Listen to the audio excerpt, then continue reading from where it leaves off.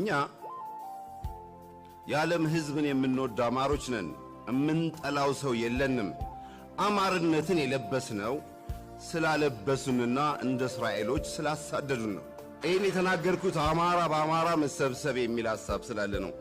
ሞቷችን ያን ታላቅ አማራ ሕዝብ መመለስ ሲሆን፣ ሁለተኛው ሞቷችን ኢትዮጵያን ማዳን ነው። ግን ኢትዮጵያን ማዳን የምንችለው የቀነጨረ ኢኮኖሚካሊ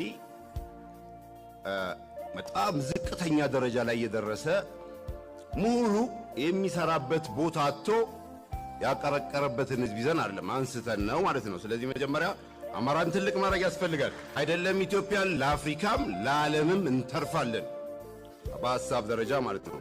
ሌላው ማንሳት የምፈልገው ነገር እንግዲህ የአማራ ሕዝብ በዚህ በ30 ዓመት ድሃ እንዲሆን አይምሮው ላውዚ እንዲሆን እንዳይሰራ ተደርጓል።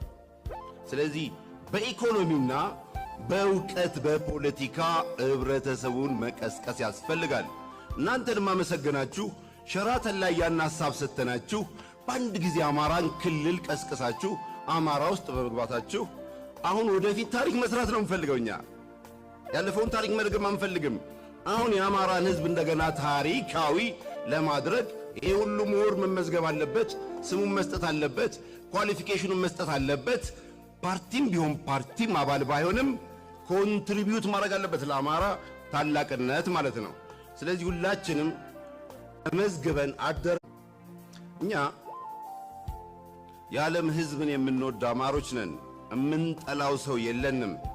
አማርነትን የለበስነው ስላለበሱንና እንደ እስራኤሎች ስላሳደዱን ነው።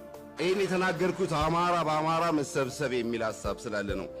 ሞቷችን ያን ታላቅ አማራ ሕዝብ መመለስ ሲሆን፣ ሁለተኛው ሞቷችን ኢትዮጵያን ማዳን ነው።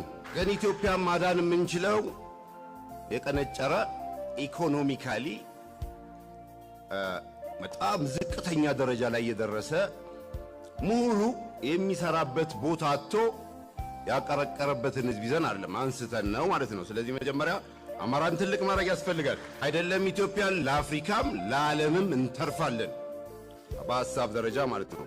ሌላው ማንሳት የምፈልገው ነገር እንግዲህ የአማራ ሕዝብ በዚህ በ30 ዓመት ድሃ እንዲሆን አይምሮው ላውዚ እንዲሆን እንዳይሰራ ተደርጓል።